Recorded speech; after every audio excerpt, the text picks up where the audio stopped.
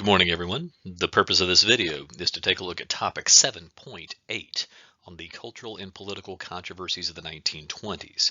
We're going to take a little bit of a look at some immigration restrictions that are coming into play. We're going to take a look at politics in general, and then we're going to take a look at maybe a little bit of the traditional versus modern perspective when it comes down to things like science and religion. Three very different sounding topics, so we're going to see if we can't find a way to stitch them together. So let's get to it. Now, we've already had some class discussion on the topic of race and immigration, talking about the development of the UNIA under Marcus Garvey, Carter Woodson's efforts to emphasize African American culture and African American history. But there's more, the other side of this is going to be like the immigration debate. By the time you're talking about this in the 1920s, there is a continuity from what we've been seeing back in the Progressive era and back to the Gilded Age, where there are nativist campaigns going on against some ethnic groups. We saw this back in Unit 6 with the Chinese Exclusion Act, and then we actually saw this represented a little bit earlier in this unit when we were talking about the progressives and how it didn't seem very progressive for them to be restricting immigration, instituting literacy tests, and kind of establishing what they called the Asiatic Barred Zone, which is basically banning almost all Asian immigration into the U.S. It's probably worth pointing out that the Immigration Act of 1917 is happening in the context of the war, so this is a little bit more of that anti-immigrant, Red Scare, fear of outside influence kind of wartime mentality that the U.S. really was struggling with. When we're talking about this in the 1920s, though, we're really kind of seeing a very concerted effort to restrict immigration, particularly from Southern and Eastern Europe. So what we're talking about here is we've kind of seen the Chinese Exclusion Act focus on Chinese immigrants and barring them, expanding that restriction over to the Asiatic Barred Zone. But now we're talking about taking this into Southern and Eastern Europe.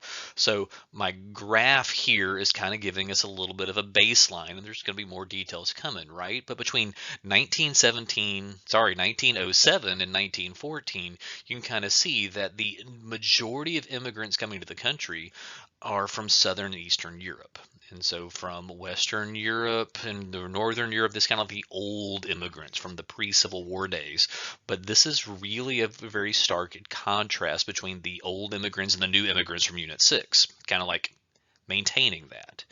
So in the 1920s, Congress is going to pass a couple of quota laws. Actually, there's a series of 3 of them, but I've got 2 of them that we'll talk about in with this. The first one is the Emergency Quota Act of 1921. The quota on this is going to set a specific number. The number is going to be the limit of immigrants from around the world based on national origin. And the number that they come up with is going to be they're going to take the number of immigrants from a specific country. So if we want to focus on Italy, the number of immigrants from Italy that were in the United States in 1910, and then they're going to take 3% of that number, and that is the number of immigrants they will allow in from Italy for the coming year. And this is very much, to me, the fact that it's called the Emergency Quota Act. This has kind of got like that post-war Red Scare kind of mentality cooked into it. So when we check the graph on this, you can kind of see that once this is put in place, well, immigrants from Northern and Western Europe, the number doesn't go down at all. In fact, it increases a little bit. But now you're getting to the point where you can see that immigrants from other countries like Southern and Eastern Europe, that number has been cut significantly. And so the problem with the Emergency Quota Act, as they saw it in the 1920s, was like this was a temporary law because it was an emergency. So as the law was coming up to expire a couple of years later, Congress passed the Immigration Act of 1924. Sometimes I almost said it. Did you hear me say it? It was the Immigration Quota Act of 1924. It takes the same quota principle from the 1921 law, and it's going to make 2 adjustments. We're going to take the percentage down from 3% to 2%, and then we're going to take the census date. And instead of counting immigrants that were in the country in 1910, we're going to back that up to 1890, because in 1890, this whole influx of Southern Eastern European immigration, this hadn't really gotten started yet. So when we see this on the map, on the graph, sorry, the number of northern and western immigrants kind of stays the same. And this is on an average annual basis for the next few years. And you're going to see the quotas for Southern Eastern Europe kind of drop off to almost nothing. If we click on this one more time, we can see there is a third law that comes in, and that is the National Origins Act of 1929, which is going to take these quota laws and make them a little bit more permanent. These national quotas are going to stay in place until the 1960s.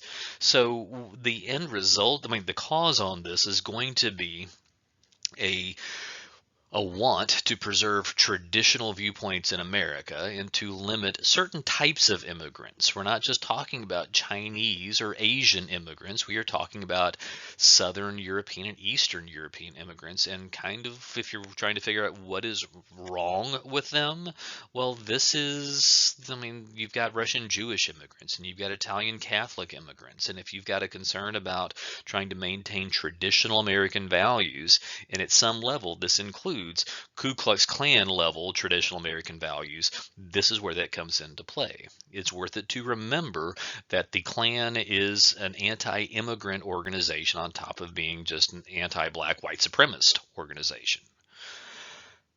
So the quota laws are going to put increased barriers to Asian immigration as well, because it's going to revalidate the immigration bans that were set up in 1917. It's going to maintain this all the way through.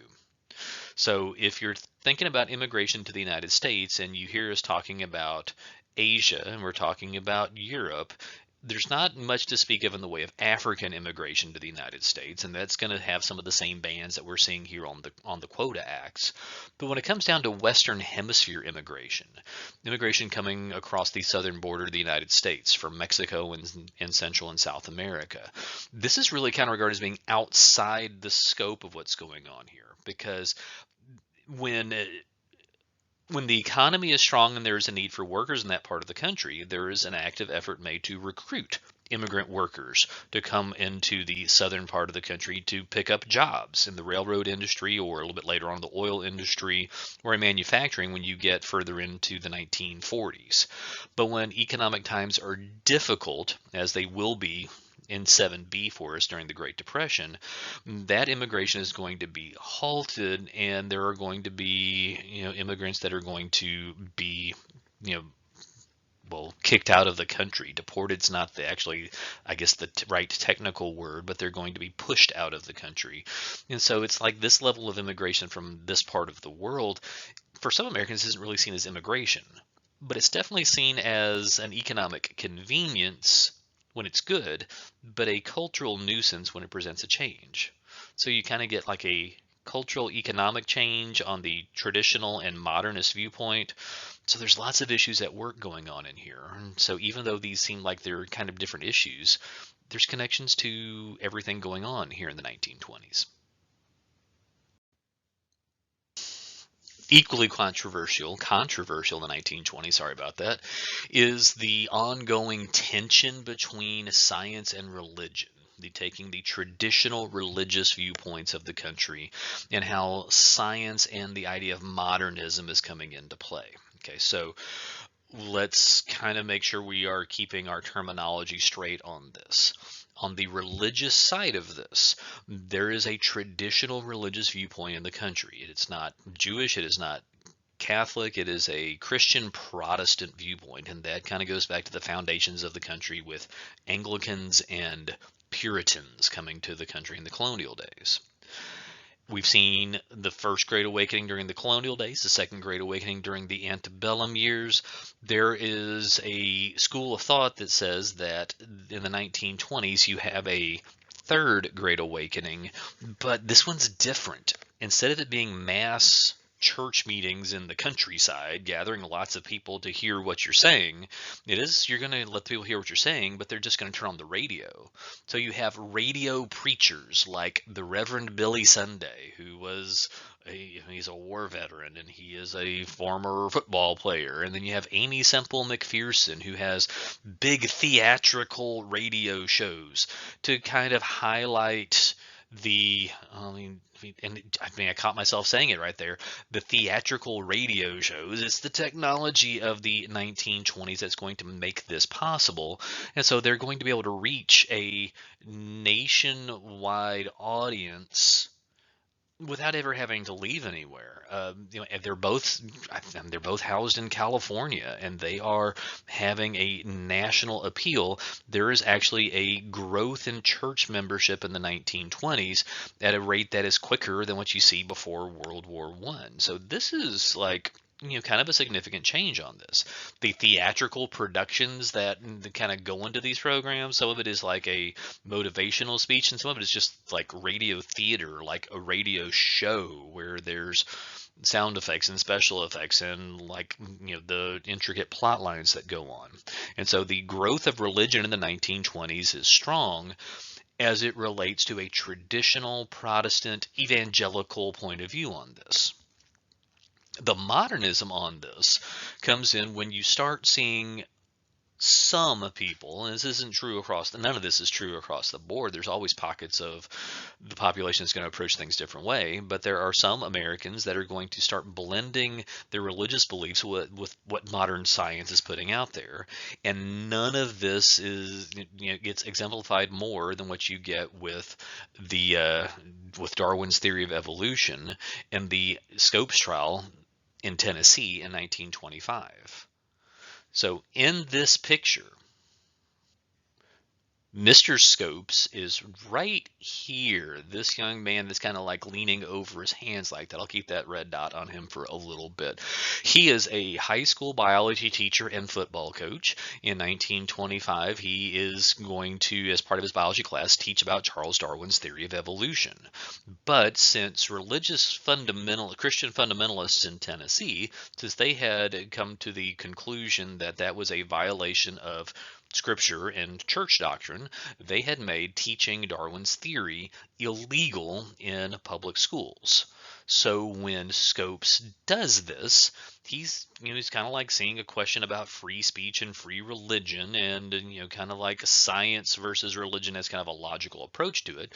So he teaches this in his class, and he is arrested. And so when he is arrested, there is a big trial that goes on, and that's where this photo is from. So in this trial, and I kind of like left some of the names out of the text on this, but the prosecuting attorney is brought in from outside of Tennessee. That's William Jennings Bryan, this really tried and true American politician. He ran for president and lost 3 times, but he's gone on and served in Congress, and he was Secretary of State during Woodrow Wilson's first term of office. And so he's really a devout Christian traditionalist, Christian fundamentalist, and he is the prosecuting attorney on this. The defense attorney is this guy here. The guy's name is Clarence Darrow, and he's actually working for the American Civil Liberties Union. He might be the most famous atheist in the country in the 1920s, but he is going to really kind of promote the idea that Darwin's theory is just a theory, and that theory holds an equal weight with what he calls theories of religion, that at a certain level you can accept Darwin's theory as a possible explanation of the truth about how the human species evolved as one theory, just like you can accept biblical interpretation as a theory you have to kind of accept on faith. Even though you can't necessarily see the proof, you believe in faith in the existence of God. And Darrow kind of argues that you can't see the proof behind evolution, but you can have a level of faith, and that is a scientific theory.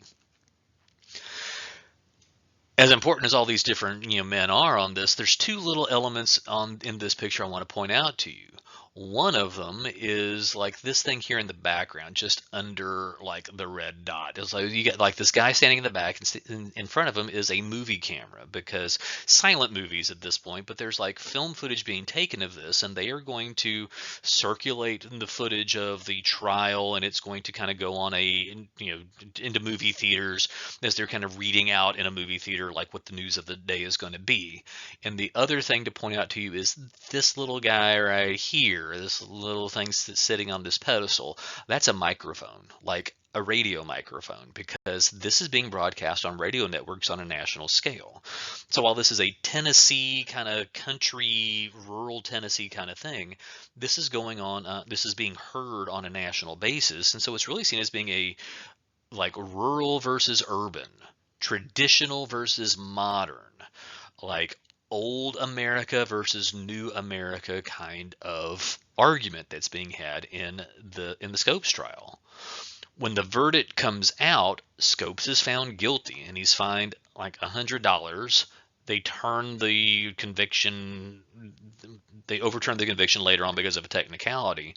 But in the court of public opinion, as the story of the trial kind of spreads all over the country, it really is more along the lines of kind of a resounding win for the modernists, for the evolutionists, the idea that Darwin's theory does have a place in this conversation. And while this is going to continue to be debated for generations to come, like what's the role of this in public schools, here it kind of is a good sign of, it's a really good example actually, of the generational debate that seems to be going on here in the 20s. Whether it's about this or prohibition or jazz or race relations or anything else that's taking place, it's old versus new is kind of a recurrent theme. Quick side note about Darwin's theories. Social Darwinism, as an idea of survival of the fittest in the business world, it's starting to fade a little bit in the 1920s, and as a dominant way of thought, it'll be replaced in the 1930s during the Great Depression with an idea that there should be some government regulation of the economy.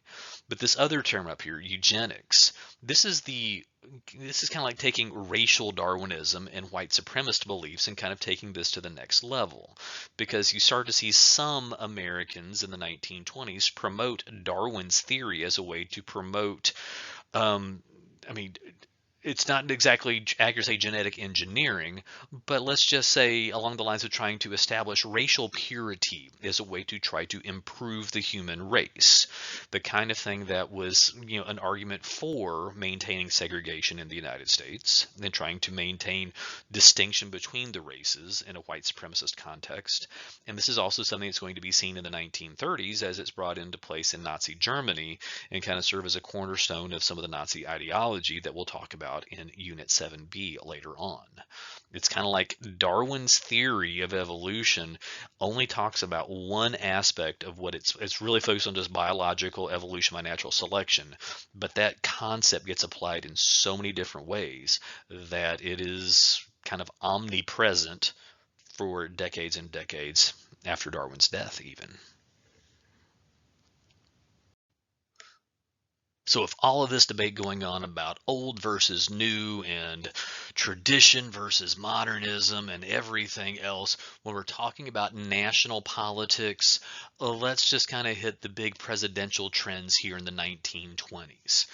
In 1920, Warren G. Harding is elected president of the United States. As he is, going to take office in 1921, he is promising to return the country to a sense of normalcy. Normalcy is an idea that we're just going to get things back to normal, to the way they were before the war. And so this is kind of like the return of the old guard. He is talking about a return to a conservative economic agenda. Not even where we're talking about things from the progressive era, kind of that return to normalcy, but kind of more like the conservatism that you would see with social Darwinist theories back in the Gilded Age even. The way this is coming into practice here in the 1920s is through a series of tax cuts in what is referred to in the 20s as trickle-down economics, also called supply-side economics. The idea is basically this.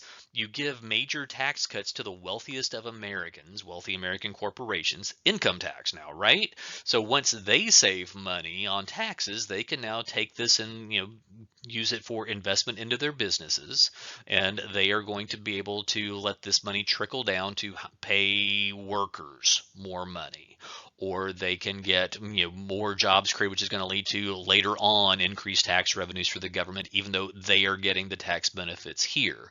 And so this is something that has got some political controversy in decades to come. But in the 1920s, this is seen as kind of like good for business. The other thing about Warren Harding is that he might be the worst president ever because of the level of scandals that he's got. Several scandals kind of involving, his personal life and his public life, the most notable of which is the Teapot Dome scandal. Teapot Dome is this chunk of land up in Wyoming that it's owned by the U.S. government. It's supposed to be part of that conserved land during like progressive agendas, but it is going to be leased by the U.S. government to some oil companies and some lumber companies to make use of the resources. And just so happens that once those lease arrangements are made, the Secretary of the Interior, the guy that's in charge of all the land, guy's name is Albert Fall.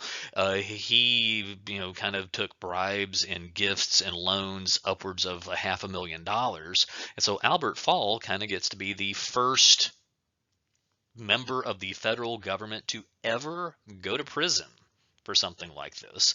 And if you've ever heard the term the fall guy, urban legend says this is where it comes into play, that maybe Albert Fall took the fall for Warren Harding because maybe Harding was more involved with this than what he publicly admitted to be. The truth on this is never really revealed during Harding's presidency because he died of a heart attack in the middle of the Teapot Dome investigation and scandal. When he died, Calvin Coolidge takes over as president. He is president for about 6 years. He's elected in his own right in 1924. What's most notable about him and his presidency is that he really wanted to do nothing. Lots of vetoes, very little action. He kind of fits the mold of some of those Gilded Age presidents, but he's being inactive on purpose because he feels like the government should do less governing and you want to leave the business of America to grow on its own. The way he said it in the 20s was the business of America is business. Therefore, the government should leave it all alone. In 1928, Herbert Hoover, who is most notable for being head of the Food Administration and leading humanitarian efforts during World War I, he was also Secretary of Commerce, so good for the business side of things during the 1920s. He runs for the presidency in 1928 because Coolidge was one term and wanted to be done. And in the presidential election results here, this is a resounding victory for the Republican Party and Hoover. They defeat Democratic candidate Al Smith, who is the governor from New York. He's Catholic. He is anti-prohibition, and that kind of makes him a very difficult to elect person on a national scale. The Deep South that sides with Hoover and the Republicans, the Deep South that sides with Smith and the Democrats, less to do with Al Smith and more to do with the fact that these states down here just don't vote Republican because it's kind of like a Civil War kind of carryover. Republican Party is bad news in the South. I'm pointing this election out to y'all for a couple of reasons. One, I don't think it is the most extreme electoral vote total that we've seen, but when it comes down to the popular vote, this is the largest popular vote victory for any presidential candidate up to this point. And then 6 months after Hoover takes office, the Great Depression will ensue. And so in 1932, Hoover is going to see a similarly resounding defeat compared to this victory. But that's the Great Depression, which is more in 7b. Here in 7a, we've got lots of politics, lots of cultural changes, lots of questions about the new and the changing versus the old and traditional. Here on the political side of this, plenty of controversy, but it is pretty consistent on its goal to maintain the conservative traditional viewpoint that is a throwback to the progressive days. Thanks for listening.